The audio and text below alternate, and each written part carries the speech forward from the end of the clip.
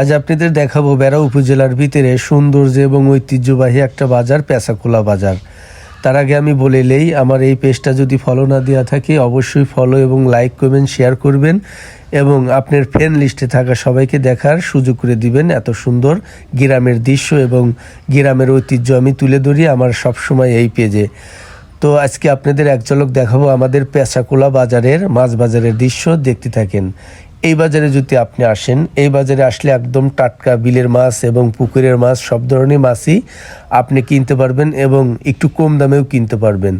এই বাজারের সব কিছুই একদম টাটকা, ভালো সব কিছুই পাওয়া যায়।